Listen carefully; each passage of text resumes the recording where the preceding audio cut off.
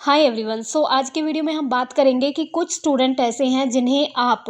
अभी तक भी यूडाइस पोर्टल में ऐड नहीं कर पाए हो और ना ही उन्हें कर सकते हो। तो यूडाइस पोर्टल में स्टूडेंट्स को ऐड करने का रूल क्या है कि फर्स्ट तक के स्टूडेंट्स को स्कूल ऐड कर सकता है और फर्स्ट से अबव क्लास के स्टूडेंट्स को स्कूल जो है वो सीआरसी के थ्रू ऐड करवाता था SO2 फॉर्म फिल करके। ठीक है, लेकिन अभी रिसेंटली क्या किया है कि सीआरसी ने स्कूल्स को एक्सेस दे दी है और स्कूल्स खुद से ही अपने किसी भी स्टूडेंट को सेकंड से थर्ड से किसी भी क्लास का स्टूडेंट हो उसे खुद से ऐड कर सकते हैं। ये फैसिलिटीज़ भी स्कूल को दे दी गई है कि अगर आपका फर्स्ट से अबव भी कोई स्टूडेंट ऐसा रहता है जो ऐड नहीं हुआ है तो आप उसे खुद से ऐड कर सकते हो, आपको लिंक दे दिया गया है। लेकिन फिर भी मैं क्यों कह रही हूँ कि कुछ स्टूडेंट ऐड नहीं हो पाए हैं और आप उन्हें ऐड नहीं कर पाओगे,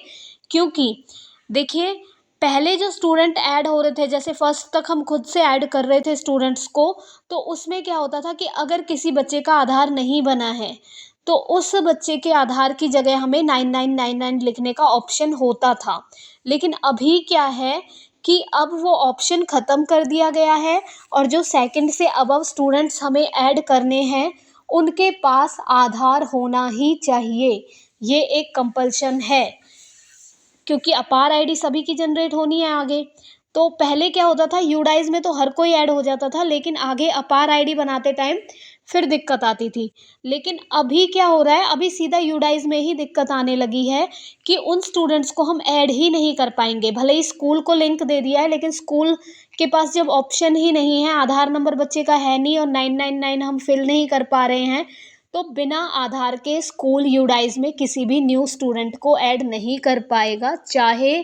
उस बच्चे का लिंक हमें सीआरसी ने दे दिया है, हमें फैब बोल दिया है कि आप खुद से ऐड कर लो, या सीआरसी से हम खुद ऐड करवाते थे, लेकिन अब हम उसे ऐड नहीं कर पाएंगे क्योंकि जब तक स्टूडेंट के पास आधार नहीं होगा। अब कुछ पेरेंट्स बोलते हैं कि हमारे बच्चे के पास आधार है लेकिन फिर भी स्कूल बोल रहा है कि हम ऐड नहीं कर सकते, नहीं कर पा रहे हैं। उसका रीज़न क्या है कि कुछ स्टूडेंट्स का आधार, ये प्रॉब्लम आ रही है जो स्मॉल क्लासेस में स्टूडेंट्स हैं, जो स्मॉल क्लास में बच्चे हैं उनको हम ऐड नहीं कर पा रहे हैं क्योंकि उनके कुछ के आधार में बेबी लिखा हुआ है, वो अपडेट होना है। कुछ का आधार लिखा हुआ है कि आधार वैलिड फॉर 5 ईयर्स की, आधार सिर्फ 5 ईयर्स की एज तक ही वैलिड है, और पेरेंट्स उस चीज़ को नोटिस करते नहीं हैं और कई बार स्कूल भी नोटिस नहीं करते और स्कूल ये सोचते हैं कि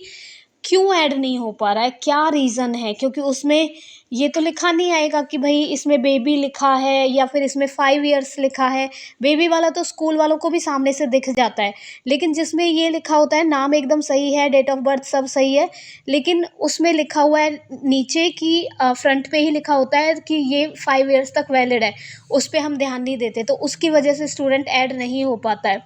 तीसरा क्या है कि कभी कभी नाम भी सही है और ये भी नहीं लिखा हुआ कि 5 ईयर्स तक वैलिड है, लेकिन डेट ऑफ बर्थ पूरी नहीं लिखी होती, खाली ईयर लिखा होता है, डेट नहीं लिखी होती, तो उस वजह से भी उस आधार को भी अपडेट कराने की नीड होती है। तो इन सब केसेस में हम उस स्टूडेंट को, अगर उसका पैन पहले जनरेट नहीं हुआ है तो अब हम उसे ऐड नहीं कर पाएंगे। यही इन्फॉर्मेशन आपको देनी थी कि अगर आप एज ए पेरेंट्स इस वीडियो को देख रहे हैं तो भी आप ये चीज़ समझ लीजिए कि अगर आपके बच्चे के आधार पे उसका नाम नहीं लिखा हुआ है, बेबी ऑफ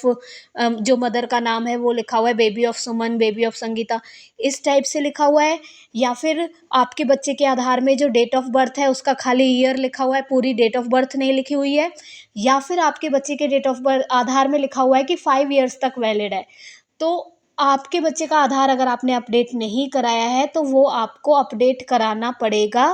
तभी आपके बच्चे का यूडाइस में ऐड होगा। और यूडाइस में अगर ऐड हो भी गया है तो भी आपको ये नहीं सोचना कि अब आपको अपडेट कराने की नीड नहीं है, तो भी आपको अपडेट कराना होगा क्योंकि वो अपार आईडी में प्रॉब्लम फिर आएगी। अपार आईडी भी एक्सेप्ट नहीं कर रही है इस टाइप के आधार्स को जिसमें बेबी लिखा हुआ है और मदर का नेम लिखा हुआ है, 5 ईयर्स लिखा हुआ है कि 5 ईयर्स के लिए वैलिड है, या तो फिर डेट ऑफ बर्थ पूरी नहीं है। इन केसेस में अपार आईडी भी एक्सेप्ट नहीं कर रही है, तो उस केस में प्रॉब्लम आएगी। तो एज ए पेरेंट्स अगर आप देख रहे हैं तो आप के बच्चे के आधार में अगर ये प्रॉब्लम है, आप इसे सॉल्व करा लीजिए, आधार को अपडेट करा लीजिए, आधार का नंबर सेम ही रहेगा, बस आप आधार को अपडेट कराएंगे तो उसके बच्चे की जो इन्फॉर्मेशन है वो फ्रंट पेज पे सारी, ठीक है, वैलिड हो जाएगी। इसके बाद जो स्कूल्स का काम है, स्कूल्स इजीली अपडेट कर पाएंगे, आगे कोई इशू नहीं होगा, इजीली आपकी यूडाइज और पैन वगैरह जनरेट होगा, इजीली आपकी अपार आईडी बन जाएगी। तो इससे रिलेटेड बहुत सारी क्वेरीज आ रही थी कि मैम क्यों नहीं हो रहा है, क्या प्रॉब्लम है। तो आई होप आपको ये वीडियो हेल्पफुल लगा होगा और आपको क्लैरिटी मिली होगी कि क्यों आपके बच्चे को यूडाइज में ऐड करने में स्कूल को प्रॉब्लम आ रही है, क्यों अपार आईडी में प्रॉब्लम आ रही है,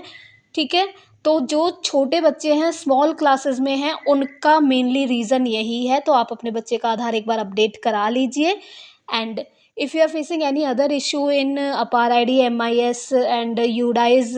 and any other technical issue you are facing, then please let me know through comment. I will surely help you out.